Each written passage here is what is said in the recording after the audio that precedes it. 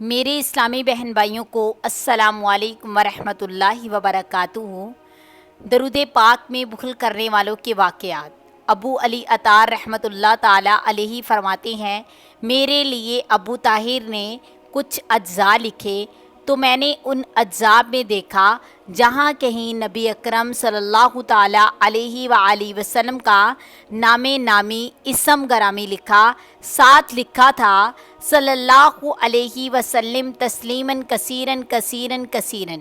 تو میں نے ابو طاہر سے پوچھا، یہ آپ نے کس لیے لکھا ہے؟ تو فرمایا، میں ابتدا میں جہاں کہیں حضور اکرم صلی اللہ تعالیٰ علیہ وآلہ وسلم کا نام پاک لکھتا تو ساتھ درود پاک نہ لکھتا تھا۔ ایک دن میں نے خواب میں سید الکونین صلی اللہ علیہ وآلہ وسلم کی زیارت بابرکت سے مشروف ہوا اور میں نے سلام عرض کیا۔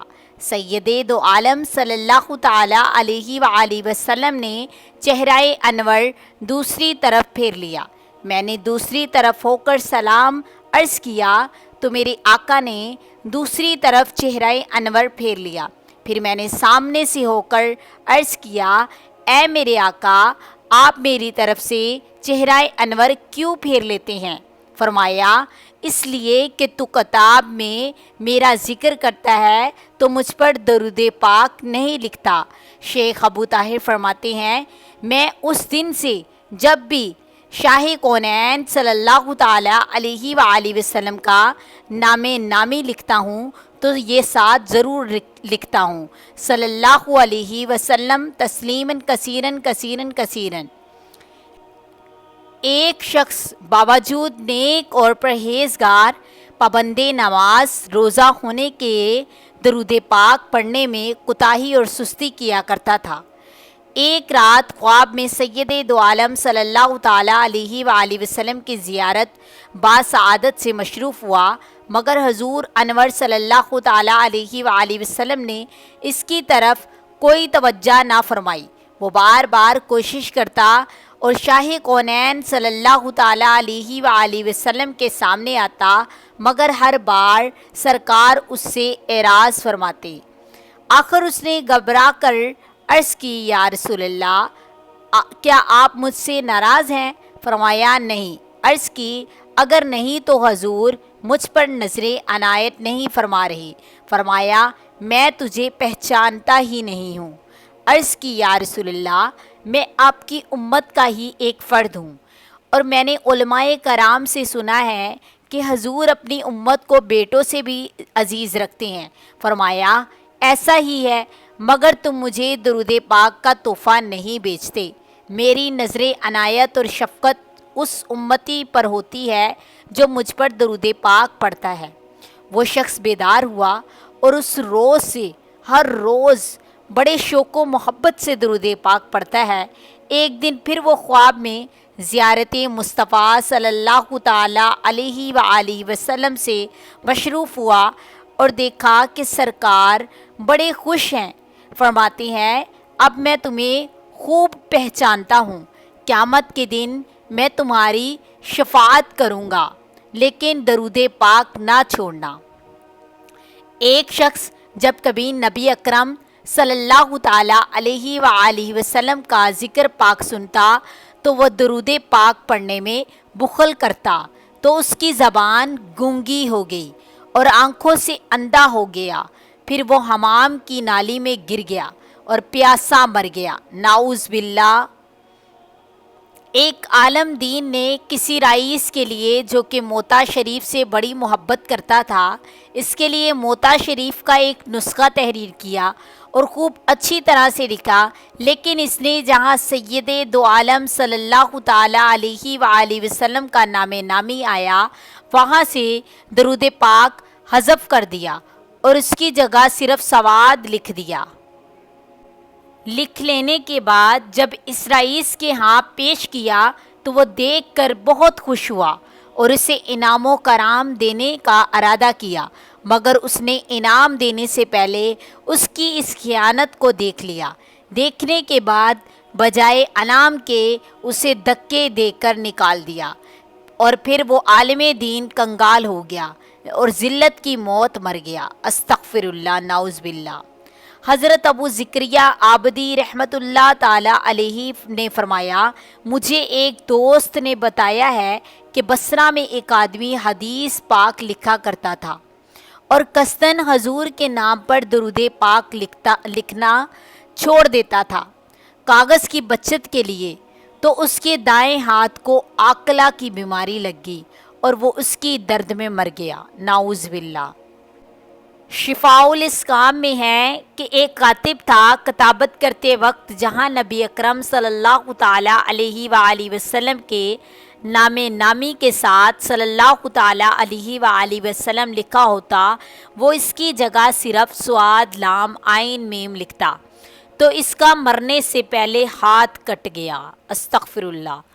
ایک شخص حضور انور صلی اللہ تعالیٰ علیہ وآلہ وسلم کے اسم گرامی کے ساتھ صرف صاد لام عین میم لکھتا تھا، اس کی موت سے پہلے زبان کاٹ دی گئی۔ استغفر اللہ، نعوذ باللہ۔ ایک شخص حضور نبی اکرم صلی اللہ تعالیٰ علیہ وآلہ وسلم کے نام پاک کے ساتھ صرف عین لام یا ہاں میم لکھا کرتا تھا، تو اس کے جسم کا ایک حصہ مارا گیا اور وہ مفلوج ہو کر مر گیا، نعوذ باللہ۔ ایک شخص یوں ہی کرتا تو وہ آنکھ سے اندھا ہو گیا، حتیٰ کہ وہ بازاروں میں گھومتا اور لوگوں سے مانگتا پھرتا تھا، معاذ اللہ۔ جب حضرت شیخ محمد بن سلیمان جزولی صاحب دلائل الخیرات قدس سرہ کا وصال شریف ہوا تو ان کی قبر مبارک سے کستوری کی سی خوشبو مہکتی رہتی تھی، کیونکہ وہ سید دو عالم صلی اللہ تعالیٰ علیہ وآلہ وسلم کے ذات گرامی پر درود پاک پڑھا کرتے تھے۔ ایک شخص کا لڑکا شہید ہو گیا تھا، تو جس دن سیدنا عمر بن عبدالعزیز رضی اللہ تعالیٰ عنہ کا وصال ہوا، وہ شہید لڑکا اپنے باپ کو خواب میں ملا۔ باپ نے پوچھا، بیٹا کیا تو فوت نہیں ہو چکا تھا؟ تو لڑکے نے کہا، نہیں ابا جی، میں تو شہید ہوں اور میں زندہ ہوں، مجھے اللہ تعالیٰ کی طرف سے رزق بھی ملتا ہے۔ باپ نے پوچھا، بیٹا کیسے آنا ہوا؟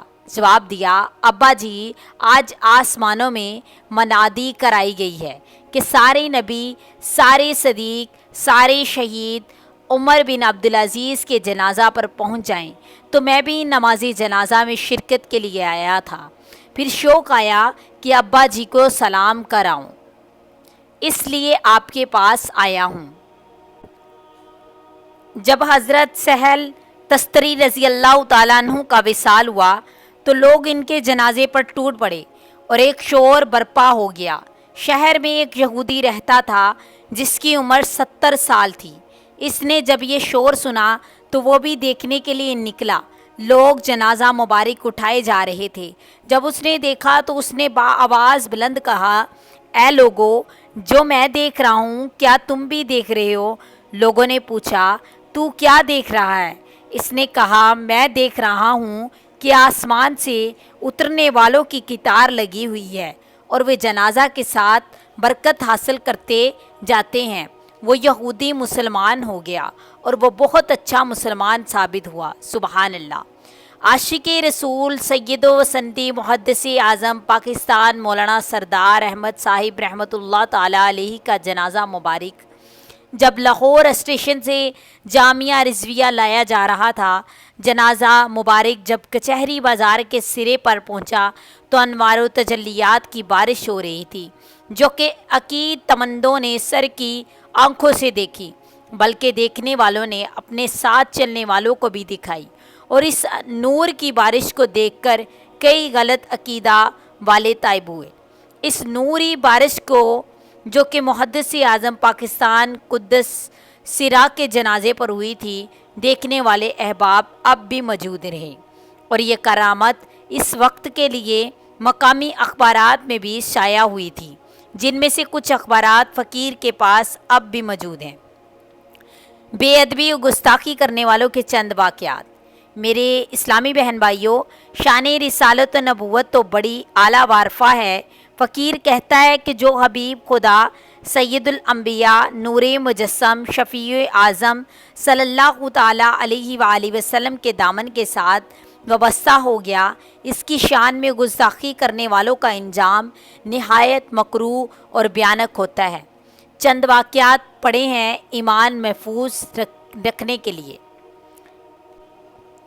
ایک دن سیدنا سلطان العارفین خواجہ بایزید بسطامی رضی اللہ تعالیٰ عنہ پاؤں مبارک پھیلا کر لیٹے ہوئے تھے اور ایک مریض پاس بیٹھا تھا۔ ایک شخص آیا اور حضرت خواجہ بسطامی قدس سرہ کے پاؤں پر پاؤں رکھ کر آگے گزر گیا۔ یہ دیکھ کر اس مریض نے کہا، تجھے معلوم نہیں کہ یہ خواجہ بایزید بسطامی لیٹے ہوئے ہیں اور تو اوپر پاؤں رکھ کر گزر گیا ہے؟ یہ سن کر اس بدبخت نے کہا، بایزید بسطامی ہے تو پھر کیا ہوا؟ یہ کہہ کر چلتا بنا۔ لیکن اس بے ادبی کا وہاں اس پر یوں نازل ہوا کہ جب اس کے مرنے کا وقت قریب آیا تو اس کے دونوں پاؤں سیاہ ہو گئے، اور اسی پر بس نہیں بلکہ آج تک اس کی بدبخت نسل میں بھی یہ چیز آ رہی ہے۔ جب اس کی اولاد میں سے کسی کا آخری وقت آتا ہے تو اس کے پاؤں سیاہ ہو جاتے ہیں، نعوذ باللہ۔ درود پاک پڑھنے والے کو چاہیے کہ باادب ہو کر درود پاک پڑھے تاکہ دونوں جہان کی کامیابی اور سعادت حاصل ہو۔ ذیل میں چند آداب تحریر کیے جاتے ہیں۔ جسم پاک ہو، ظاہری نجاست اور بدبودار چیز سے جسم ملوث نہ ہو، لباس صاف ستھرا اور پاک ہو، مکان یعنی جس جگہ درود پاک پڑھنا ہو وہ پاک ہو، باوضو ہوں، خوشبو لگائے یا اگربتی وغیرہ سلگائے، قبلہ رو ہو کر درود پاک پڑھے، درود پاک کے معنی سمجھ کر پڑھے، اخلاص یعنی اللہ تعالیٰ کے حکم کی تعمیل، رسول اکرم صلی اللہ تعالیٰ علیہ وآلہ وسلم شفیع اعظم باعث ایجاد عالم صلی اللہ تعالیٰ علیہ وآلہ وسلم کی محبت اور عظمت کی نیت سے پڑھے۔ باقی دین اور دنیا کے کام سارے کے سارے اللہ تعالیٰ کے سپرد کرے۔ درود پاک پڑھتے وقت دنیا کی باتیں نہ کرے۔ سنت مصطفیٰ صلی اللہ تعالیٰ علیہ وآلہ وسلم کی پیروی اور شریعت مطہرہ کی پابندی رکھے، منہیات سے بچے، حرام اور مشتبہ کھانے والی چیزوں سے پرہیز کرے۔ درود شریف پڑھتے وقت یہ تصور کرے کہ شاہ کونین امت کے والی صلی اللہ تعالیٰ علیہ وآلہ وسلم میرا درود شریف سن رہے ہیں۔ اس لیے بعض بزرگان دین نے فرمایا ہے، سرکار دو عالم شفیع اعظم صلی اللہ تعالیٰ علیہ وآلہ وسلم کو اللہ تعالیٰ کی عطا سے حاضر و ناظر جان کر درود پاک پڑھے۔ جب کبھی سید المرسلین رحمۃ اللہ عالمین صلی اللہ تعالیٰ علیہ وآلہ وسلم کا نام پاک سنے تو درود پاک پڑھے، کم از کم اتنا کہہ دے صلی اللہ علیہ وآلہ وسلم، اور محبت سے انگوٹھوں کے ناخنوں کو بوسہ دے کر آنکھوں پر لگائے۔ اگرچہ یہ فرض واجب نہیں لیکن باعث بابرکت ہے۔ اصل میں یہ محبت کا سودا ہے۔ جس کے دل میں رسول اکرم صلی اللہ تعالیٰ علیہ وآلہ وسلم کی محبت ہوگی وہ اس مبارک فعل سے انکار نہیں کرے گا۔ اگر کسی کا دل محبت مصطفیٰ صلی اللہ تعالیٰ علیہ وآلہ وسلم سے خالی ہو تو اس کا کیا علاج ہے؟ ایسا شخص اس بابرکت فعل سے جس پر نوید بخشش ہے انکار کرے تو یہ اس کے باطن کی آواز ہے۔ ہر کسی پر خود